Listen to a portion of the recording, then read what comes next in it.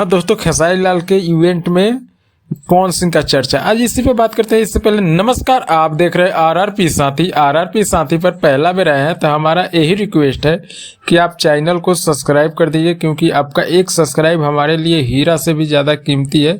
तो सब्सक्राइब करके जाइएगा, सब्सक्राइब करने में कोई चार्ज नहीं लगता भाई, तो सब्सक्राइब कर दीजिएगा तो हमारा जब वीडियो चढ़ेगा जब आप तक पहुँच जाएगा। तो चलिए जान लेते हैं।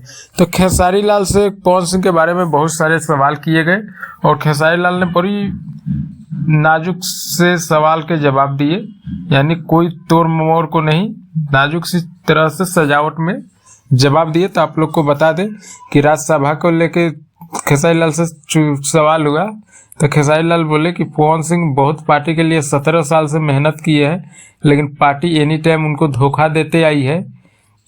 और क्या चाहती है पार्टी, ये पार्टी जाने।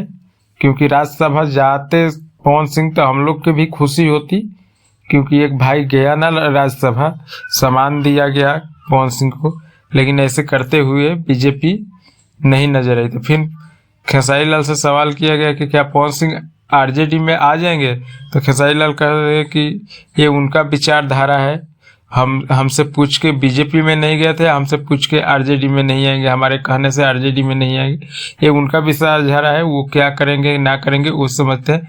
फिर एक पूछता है कि पवन सिंह डिप्रेशन में तो नहीं चल गए हैं, दिखाई नहीं दे रहे हैं। तो फिर उस पर भी कहते हैं खेसारी लाल की कलाकार कभी डिप्रेशन में जहन नहीं जाता और हम उनके लिए कैमरा नहीं लगाए हैं।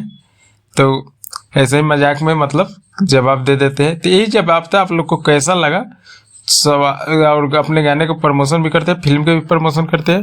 तो यही सवाल था। आप लोग को कैसा लगा कमेंट करके जरूर बताइएगा। चैनल पर नया है तो चैनल को सब्सक्राइब कर लीजिएगा। चलिए मिलते हैं फिर नए अपडेट पे।